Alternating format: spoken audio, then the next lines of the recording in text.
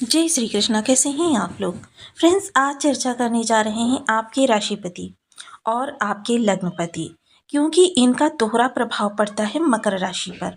क्योंकि एक तो ये आजीविका के कारक होकर, दूसरा लाभ के कारक होकर, और तीसरा ये आपके राशिपति होकर हर तरीके से ये आपके जीवन को कई गुना अधिक प्रभावित करते हैं। क्योंकि ग्रह किस अवस्था में है उसका प्रभाव उसकी राशियों पर भी पड़ता है और उसके कारक स्थानों पर भी पड़ता है, और जहाँ है वहाँ तो पड़ता ही पड़ता है।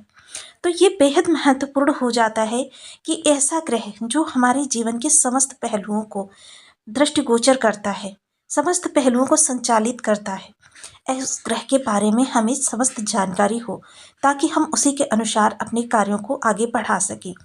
तो आज चर्चा कर रहे हैं शनिदेव महाराज की। जैसे कि हम सभी लोग जानते हैं कि ये 28 नवंबर को वक्री से मार्गी अवस्था में आए थे। जब ये मार्गी अवस्था में आए थे तो इन्होंने अपनी चाल थोड़ी तीव्र गति कर ली थी, और तीव्र गति से होने के कारण इन्होंने देखिए, क्योंकि जब ग्रह जिस अवस्था में पीछे की ओर गया है सेम उसी अवस्था में आगे की ओर आ रहा है, लेकिन यहाँ पर थोड़ा सा परिवर्तन भी है। परिवर्तन इस तरीके से है कि परिवर्तन पहले घटते हुए क्रम में, यानी शक्ति क्षीण होता हुआ ग्रह जा रहा था, अब शक्ति वर्धन होता हुआ ग्रह आ रहा है, लेकिन पहले की अपेक्षा दुगनी रफ्तार से। तो काफ़ी महत्वपूर्ण हो जाता है ये जानना, क्योंकि इनका इस समय पर डिग्री बल भी शीघ्रता से बढ़ता हुआ दिखाई देगा। इनके जो नव परिवर्तन होंगे वो भी थोड़ा पहले की अपेक्षा दुगनी रफ्तार से होंगे, जिस कारण से इनका बहुत जल्दी जल्दी इस समय पर परिवर्तन होता रहेगा। अब शनि जो कि बहुत मुख्य ग्रह हो जाते हैं आपके लिए, बहुत ही कठोर ग्रह भी माने जाते हैं। देखिए, प्रारंभ से लेकर आदिकाल से लेकर इस समय तक अगर हम देखें तो किसी भी व्यक्ति से अगर आप बात करते हैं अपनी समस्या के बारे में, जो समस्या आपको काफ़ी लंबे समय से परेशान कर रही है, या फिर आपकी आजीविका के संबंध में जो भी चीज़ें आपके सामने आ रही हैं, उनसे संबंधित अगर किसी से आप चर्चा करते हैं तो उसके मुख से अनायास ही निकलता है कि भाई अपनी कुंडली किसी ज्योतिषी को दिखा लो। कहीं ऐसा तो नहीं कि आपके ऊपर शनि की 7.5 चल रही हो, या फिर कहीं ऐसा तो नहीं ढैया से आप ग्रस्त हो। तो ये जो भी सिचुएशंस आती हैं वो सिचुएशंस आपके जीवन को पूर्णतः परिवर्तन करती है, और यह इंगित करती हैं कि प्रारंभ से ही शनिदेव जो हैं कठोरता की कारक ग्रह माने गए हैं, और उनके अनुसार ही समस्त मनुष्य अपने कर्मों को करते हैं। देखिए, एक बहुत संपन्न व्यक्ति है, बहुत दबंग व्यक्ति है, लेकिन फिर भी वो अपने जीवन को सदाचार से रहता है। इसके पीछे लॉजिक यही होता है कि सदाचार से रहना उन्हीं लोगों को सिखाया जाता है जो लोग अपने जीवन में शनि की शुभता को पाना चाहते हैं। तो इसमें ये जानना बहुत ज़रूरी हो जाता है, क्योंकि देखिए, कुछ तो हमारे कर्मों का प्रभाव पड़ता है, कुछ हमारी कुंडली का प्रभाव पड़ता है, कुछ गोचर कुंडली का, कुछ गोचर कुंडली का तो 50% प्रभाव रहता है। ये सारी चीज़ें हमारे जीवन को किस तरीके से प्रभावित करने जा रहे हैं जानेंगे इस वीडियो में। क्योंकि जैसा कि हम सभी लोग जानते हैं, पिछले समय में शनिदेव जिस नक्षत्र से गोचर कर रहे थे, अब उस नक्षत्र का परिवर्तन करके ये उत्तरा भाद्रपद नक्षत्र में गोचर कर रहे हैं।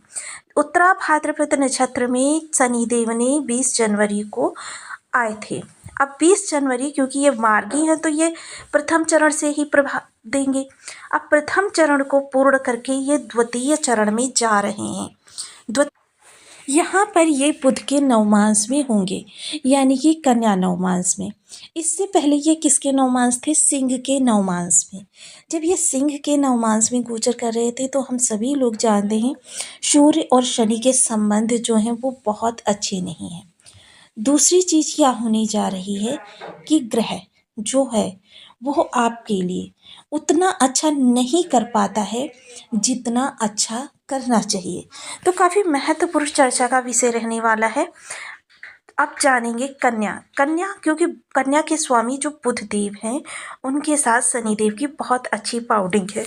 जैसे कि हम सभी लोग जानते हैं बुद्धि के कारक होते हैं स्वयं बुधदेव महाराज, और यह आपकी तर्क शक्ति को भी दिखाते हैं कि आपके अंदर कितनी चीज़ों को समझने की परख है, आपकी जेब का फाइनेंस कैसा है। ये सारी चीज़ें निर्देशित करते हैं बुधदेव महाराज। अब इनकी जब शनि के साथ बाउंडिंग होगी, जो कि देखिए तृतीय भाव से होगी, तो ऐसे में काफ़ी सारे परिवर्तन होते हुए दिखाई देंगे। जानेंगे इस वीडियो में विस्तार से। बनी रहिए हमारे साथ इस वीडियो में एंड तक, आपको बहुत कुछ जानने के लिए मिलेगा। वीडियो बहुत ज्ञानवर्धक होने वाला है। यदि आपकी लग्न में यानी कुंडली के प्रथम भाव में 10 नंबर बना हुआ है तो ये राशिफल आपके लिए। यदि कुंडली में कहीं भी चंद्रमा के साथ 10 नंबर बना हुआ है तो ये राशिफल आपके लिए। कुंडली ना होने की स्थिति में आप इसे नाम राशि से भी देख सकते हैं। यदि अभी तक आपने अपने इस चैनल को सब्सक्राइब नहीं किया है तो प्लीज़ सब्सक्राइब कर लीजिए, वीडियो को लाइक कर दीजिए, चैनल को शेयर कर दीजिए। इससे होगा क्या कि हमारे आने वाले हर वीडियो की नोटिफिकेशन मिल सकेगी आपको सबसे पहले। एक प्यारा सा कमेंट करना बिल्कुल ना भूलें। कमेंट से हमें बहुत मोटिवेशन मिलता है, हौसला मिलता है और ये पता चलता है कि आप और क्या जानना चाहते हैं। शनि और बुध के संबंध जो हैं बहुत ही उत्तम माने जाते हैं। शनि और बुध जब एक दूसरे के सानिध्य में अपना प्रभाव देते हैं तो आपकी जो चीज़ें बिगड़ रही होती हैं ना, या बिगड़ भी चुकी होती हैं, उनमें भी ये सकारात्मकता को लेकर आते हैं। और उनमें भी क्योंकि टेक्निकल चीज़ों के कारक होते हैं बुधदेव महाराज, यानी कि अगर तकनीकी रूप से कोई समस्या है बिल्कुल डिस्ट्रॉय हो चुकी है तो उसके लिए भी ऑप्शंस आपके सामने उपलब्ध कराते हैं। कोई व्यक्ति रूठा है, कोई व्यक्ति आपसे प्रोफेशनली रिलेशंस की मैं बात कर रही हूँ, जहाँ पे आप प्रोफेशनली एक्टिव रहते हैं वहाँ देखिए, अगर कोई व्यक्ति आपके कार्य को करना चाहता था और किसी कारणवश आपकी अनबन हो गई है, उस अनबन को सुलझाने के लिए अपने कार्य के इन्वेस्टमेंट के लिए, क्योंकि मोस्टली इन्वेस्टमेंट भी वो समस्या होती है जिसकी वजह से आपके कार्य नहीं हो पाते, इन्वेस्टमेंट के लिए या फिर किसी की मदद के लिए, यानी कि कोई अथॉरिटी ऐसी होती है कि जिसके बिना आपका कार्य या जिसकी साइन के बिना आपका कार्य आगे नहीं बढ़ सकता था, उनको करने के लिए इस समय शनिदेव बहुत अच्छा आपके लिए स्कोप निकाल कर लाएंगे। यानी कि जो चीज़ें अभी तक लग रही थी आपको कि ख़त्म हो गई हैं, सबसे पहले तो आपके मस्तिष्क में सकारात्मकता आएगी, विचार कुछ ऐसे कौंधेंगे जिसकी वजह से क्या होगा कि आप चीज़ों को और दूसरे तरीके से समझेंगे। क्योंकि मोस्टली क्या होता है, कभी कभी जिन चीज़ों को हम निगेटिव समझ चुके होते हैं उन्हीं में ही हमको कुछ ऐसा दिखाई दे जाता है कि वो एक नए रूप में और एक नए तरीके से लोगों के सामने प्रस्तुत करके आप कीर्तिमान स्थापित कर सकते। दूसरा, जो संतान के स्वभाव में काफ़ी ज़्यादा टकराव उत्पन्न हो रहा था, आपसे द्वेष भाव उत्पन्न हो रहा था, या आपके सामने पढ़ने से भी संतान बच रही थी, संतान के स्वभाव से जुड़ी हुई जो भी दिक्कतें हैं वो समाप्त होंगी। प्रेम संबंधों में जो आपके ईगो समस्याएं आ रही थी वो समाप्त होंगी। साथ ही साथ पठन पाठन से संबंधित जो आपका माइंड एक जगह पर एकाग्रचित नहीं हो पा रहा था, वो अब मस्तिष्क आपका सही तरीके से क्रियान्वित होता हुआ दिखाई देगा। अब अपने लक्ष्य पर आप फोकस कर सकेंगे। शेयर मार्केट, स्टॉक मार्केट, तो देखिए शेयर मार्केट और स्टॉक मार्केट के कारक तो बुधदेव महाराज होते हैं, लेकिन शनिदेव महाराज जो होते हैं चीज़ों में विलंबिता लेकर आते हैं। तो इसके लिए आपको स्वयं की पर्सनल कुंडली भी दिखाना बहुत आवश्यक हो जाता है। सप्तम दृष्टि जो भाग्य स्थान पर जा रही है, तो जैसे कि हम सभी लोग जानते हैं कि जब शनिदेव दुगनी रफ्तार से कार्य चल रहे हैं तो इस समय पर आपके भाग्य में भी दुगनी स्पीड है। सफलता इस समय देखिए, बहुत से लोग क्या होते हैं दिग्भ्रमित भी रहते हैं। कभी एक फावड़ा इस स्थान पर चलाया, कभी एक फावड़ा इस स्थान पर चलाया, कभी एक फावड़ा इस स्थान पर चलाया, कभी यहाँ पर चलाया। ऐसे व्यक्तियों को सफलता जो है कभी नहीं प्राप्त होती। क्या होता है, वो बस भ्रमित होते ही रह जाते हैं। लेकिन जब वह एक ही स्थान पर बार बार फावड़ा मारते रहेंगे तो अंतोगत्वा थोड़ी देर से ही सही लेकिन जल जरूर प्राप्त होगा। हर जगह जल है, लेकिन देखिए फावड़ा कहाँ पर आप मारें, कैसे मारें, ये भी डिपेंड करता है। तो यानी भाग्य का साथ इस समय पर आपके साथ रहने वाला है। पिता के साथ किसी प्रकार की आपकी जो अनबन बन रही थी वो अनबन समाप्त होगी। पिता के साथ रिलेशंस जो है काफ़ी मधुर होते हुए दिखाई देंगे। इसके अतिरिक्त अगर मैं चर्चा करूँ द्वादश भाव की, तो देखिए इस समय पर आपको थोड़ा सा माइंड को रिलैक्स रखना होगा, क्योंकि जितना ज़्यादा आप रिलैक्स करेंगे, हालांकि इसे आप मेडिटेशन द्वारा भी सही कर सकते हैं, क्योंकि बहुत ज़्यादा आपके माइंड में चिंताएं भरी हुई हैं, फ्यूचर की चिंता है। देखिए पहले तो आप फ्यूचर की चिंता को निकालिए। दूसरा क्या है, अपने माइंड को रिलैक्स कीजिए फिर देखिए, क्योंकि जब तक आपका माइंड रिलैक्स होगा नहीं, क्योंकि माइंड जब तक आपका ओवर थिंकिंग में से भरा हुआ है तब तक राहु वहाँ पर एक्टिवेट है।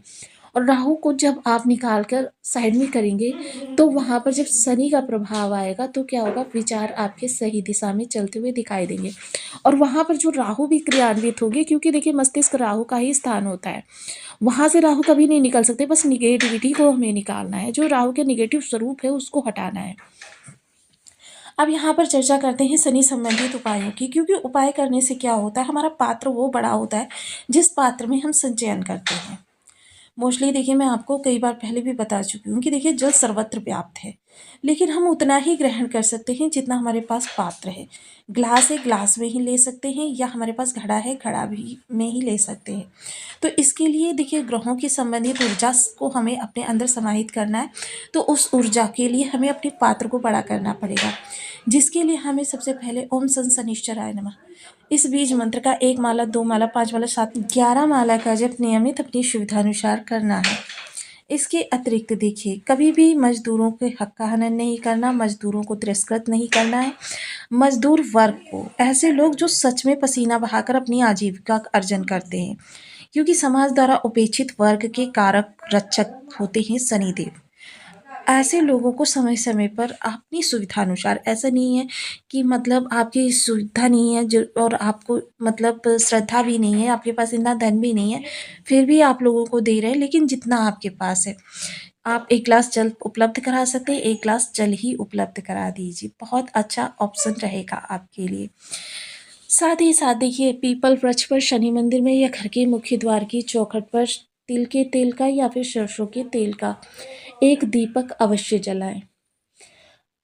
आपको देखिए, काला सुरमा ले लेना है, काला सुरमा ले जाकर घास वाली ज़मीन में आपको लगातार 43 सैटरडे दबा देना है। ऐसा करने से क्या होता है, आपके शुक्र और शनि पॉजिटिव रूप से एक साथ एक्टिव होते हैं, और जो कि प्रत्येक जातक के लिए बहुत अच्छा करते हैं। काला सुरमा पंसारी की